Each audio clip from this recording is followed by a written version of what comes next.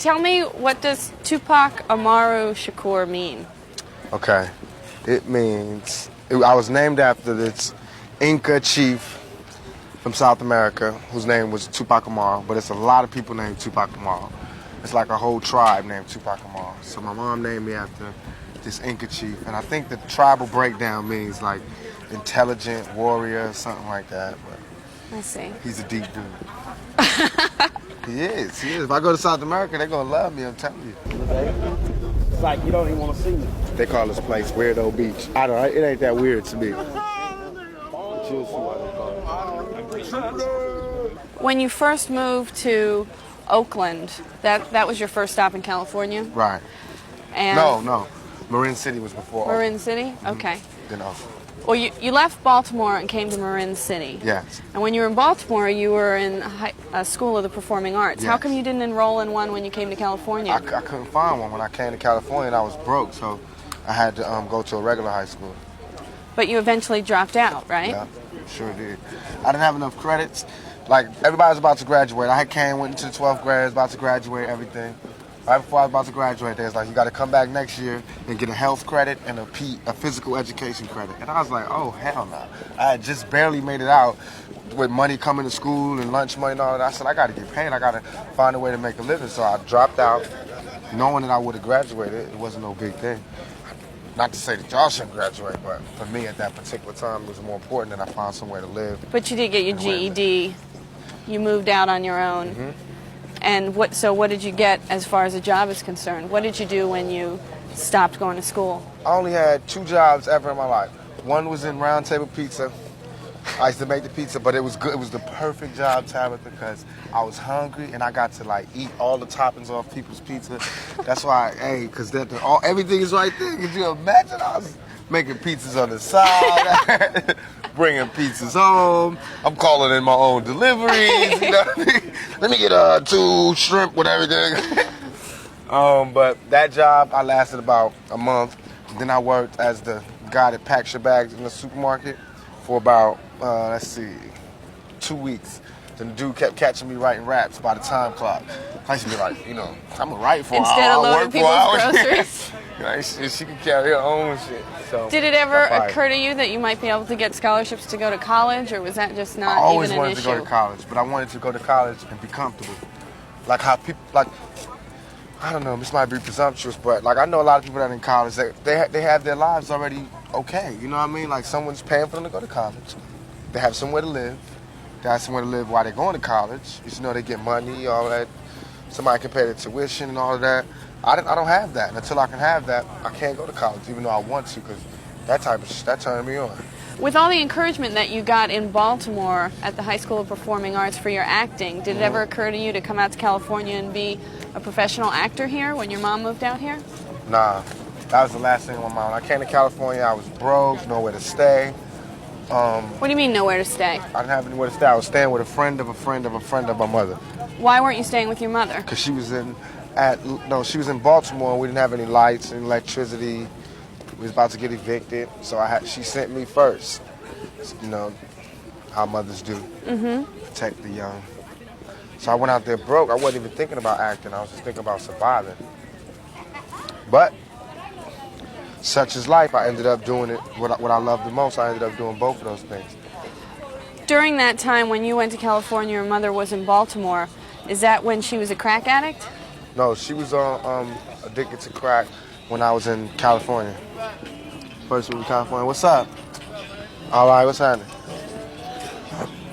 And what was that like to have a mother who was addicted to crack? I love my mom. She the bomb to me, so I know love she all is her now, mistakes. but what about then? It was hard. It was hard because, she was my hero. Did She you is my ever hero. have any temptation with crack? Never, ever, never. My father died like that, but the man that I knew was my father. The man that I knew was my father, he died with cocaine. So it was never my thing. And why do you think that your mother had that time of weakness with crack? Everything was just going bad for her. It's harder for a woman to raise a family than it is for a man. Oh, yes, all day.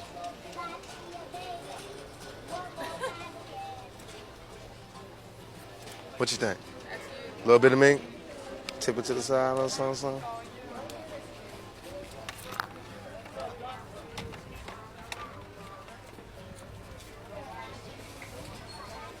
It ain't my style. They not Gutierrez.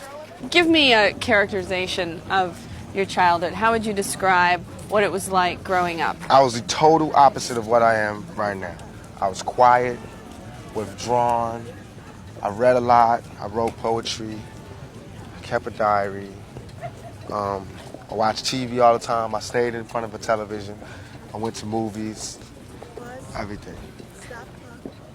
What did you do that was, I mean, it seems like going from a homeless shelter to a project or having to worry about having enough food on the table must have been very difficult. How did you deal with that? Were there any therapeutic ways for you to heal yourself?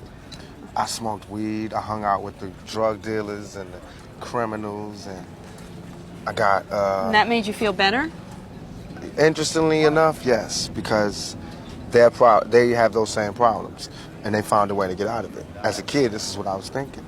And so did you end up selling drugs also because those were your I think I tried models? I tried selling drugs for maybe 2 weeks. Then the dude was like, "Oh man, give me my drugs back," because I didn't know how to do it. I sell, somebody didn't pay me back. I'd be like, "Oh, it's okay." Smoke most of it? Yeah, no, I never smoked it. Never smoked it. I just be like, "It's okay. You don't have to pay me back." Dudes would give me their watch and say, you know, "Give me this amount for my watch." Like in a pawn shop all the Yeah, time? and I give him his watch back, and he didn't give me no money. So dude's like, "No more for you."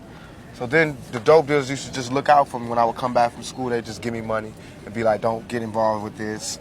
Get out there, do your dream." So they was like my sponsors. You need to get him on film. Well, that boy say Tupac watches. Tupac watches, I got it right. You need to get him on film. Tupac watches, man. That's what You know what I'm saying? Right behind you, talking about Tupac watches. No, he getting his on. You got no with the Rolex, entourage. No, man, I normally had that motherfucker. Oh, yeah, that's You got the real one on, huh? Yeah, no doubt, though. I'm like, you got some that shit on. These live watches. Go ahead, man. How business doing? Yeah, you gotta go and take that shit. You know, you the Nah, man. man, see, I want to gotta go take them out my hand. You sell something. I don't want to mess up your thing out here. That's up that thing. Yeah. All right, man. Tupac watches, right? I got you. That boy say Tupac watches. Right here. Tupac autograph, $20, right? I got you. You're supposed to put I love you. I'm I love you first. How did you go from making pizza to being in Digital Underground? I used to rap everywhere. I was one of those people, man. I put my tape in the tape deck.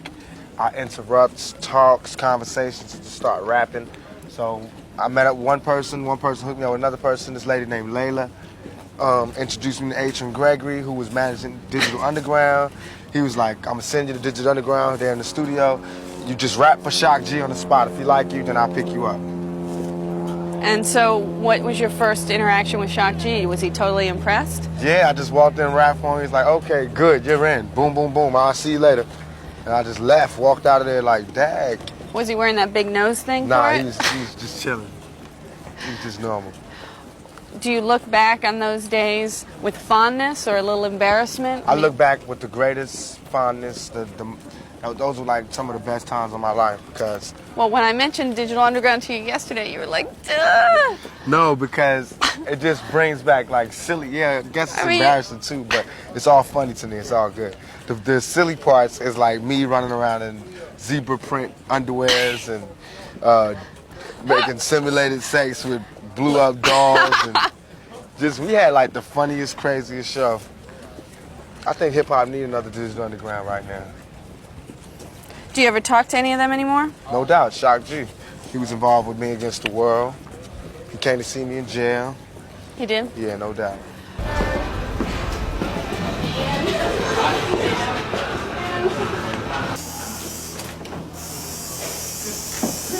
How long do you think it's gonna take? 10 minutes. Okay.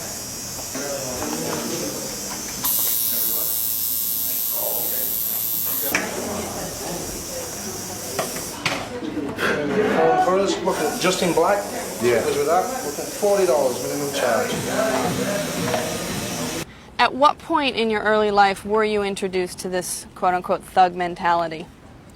When I was out there by myself, with nowhere to stay and no money, Which city? and In California? bits of it was in Baltimore. Pieces of it was in Marin City, and then the rest came in Oakland. And what was your In first LA. introduction? Drug dealers or? Drug dealers, pimps, prostitutes. That's really it. Criminals. But they weren't like young, glamorous guys, you know. They weren't like. Well, they why didn't did you want to seduce hang me out like with that. them then? They the only people that cared about me at that point.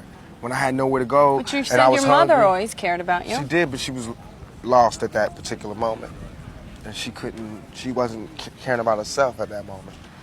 Being a man, I needed a father. I needed a male influence in my life, and these were the males. The other males who could have been a more positive influence on me were too scared to come where I was, or they didn't have the money, or they didn't have the heart, or whatever. Well, tell me about not growing up with a father. Why didn't you grow up with a father? It's not just me, it's a lot of people, but I In your didn't because, I mean, the times that I came up and was like the late 60s, they were still having free love. You know, they was just hitting what they was hitting. And my mother got pregnant and wasn't really getting with the guy that She was got her married to pregnant. someone else at the time, No, she right? wasn't married. No? My mother was out just living her life. Thank you, I appreciate it. Thank you. And she got pregnant and had me. I didn't have a father. Did Did you my know father- who the father was, your biological father? I still don't know who it is, for sure. I've never taken any blood tests. The guy who I knew was my father, who claimed to be my father, he passed away, he died. And is that legs? Yes, but then recently after I got shot, this other guy came, was like he was my father, and he looks like me. He been in the jail to see me. His kids look like me. Well, what was that like? That was the bug out. I just woke up and he was standing over me. So In jail? when I was in the hospital. And what did do you believe him? I do in a way because he looks like me, and his kids look like me. Why don't you get a blood test to find out? It's scary. Is it pointless now? In a way. I mean, I'm not gonna love him anymore or love him any less. So it's pointless. Did he explain why he left? Yeah. What did he say? It was personal. It wasn't, I don't want to Okay. put his word. I'll tell everything about me, but I Right. don't want to No, that's give fine. out his business. That's cool. Can you tell me why you looked at legs as your father? Because the way my mom's told me was like, he didn't even care. He was like, yo, because he slept with her around the same time. So he was like, you had a kid? She was like, yeah. He came and saw me in the bed. I had a real big head when I was a little kid. Same thing like right now. And he's like, oh, that's my son. No blood test, nothing. He was just like, that's my son. Took care of me, gave me money. But he was like a criminal too. He was a drug dealer out there doing his thing. And so he only came, bought me money, material things. You said that you had to go through a lot of tough times on the streets and you had to suffer a lot of abuse as a child. What Yeah. kind of specific abuse are you talking about? I'm gonna write a book and tell everything. So you're not going to tell me? Then I wouldn't mean, get are no- we talking... Then I wouldn't get no money for my pain. I'd rather write a book about it. Get paid for my You don't pain. count all those #1 albums as money for your pain? Yeah, but I want to write about it to be deeper. All right. All right. Your mother has said that Tupac is always... Your mother said Tupac has always been the person who makes up the game. Yeah. Do you know what she meant by that? I don't know what she meant, but How do you interpret it? that I puts it down. You what? I put it down. I put it down. If it's about rap music, if it's about acting, whatever, I want to get into the head seat, to the front seat. So I do what I got to do to get to the front seat. I work hard. I got to be involved. I got to excel at it. It can't be a small thing. It got to be a big thing.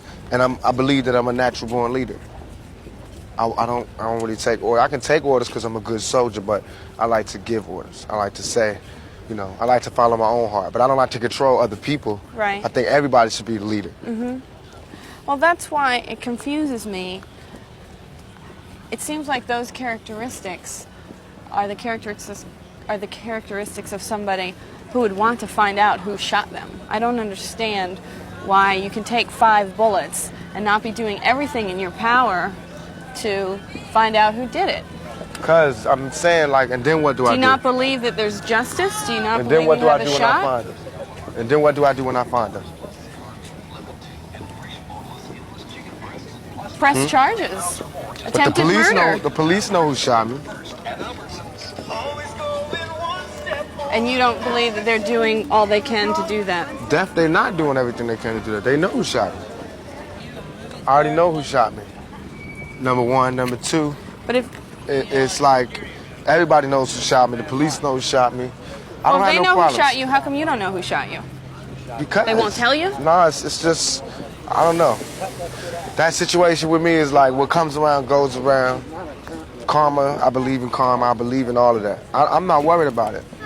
You know, they miss. I'm not worried about it unless they come back. All right. That's one of them. Oh, I need to put in the bag for you? Yeah. All right. and by the way, no tax for you. Oh, that's okay. You know That's what? You my homeboy. Come in, come in. What's up? All right, how you? Stop by some incense, man. Make me rich, man. Man, I got so many incense, I'm starting to stink. Some of it, man. All right. What's up? All right. You grew up without a father. How do you feel like your life would be different if you had grown up with a father? I'd have had some discipline. I'd have had more confidence. You seem pretty confident to me. Now I am. Because now I believe that I'm my own man. And I'm a man. You know, money gave me confidence. The screams of the crowd gave me confidence. But before that, I was a shell of a man. Do you feel like one day that you'll be a good father? I think I'll be a very, very good father. Why? Because I love kids. I love the innocence. It just does something to my chest. The innocence that they have and how they look up to you and how you can't do no wrong to them. And I love that, man. I would do anything. I'd do damn near anything.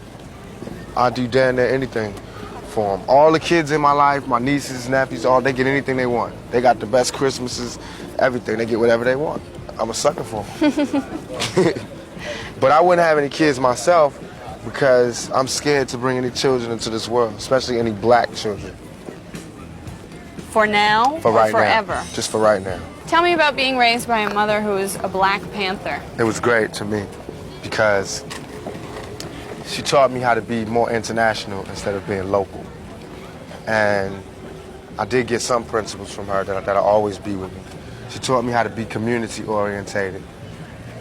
And I think my mother taught me to understand women a lot more than my peers can. You're in touch with your feminine side? I think so. I think so. How do you know? Because I can be around, I'm not uncomfortable around women. I'm not uncomfortable around strong women. I'm not, I don't feel more, I don't get like a predator thing going when I'm around demure females, you know. I don't get a thing like this when I'm around strong females. I like being around females. I'm comfortable.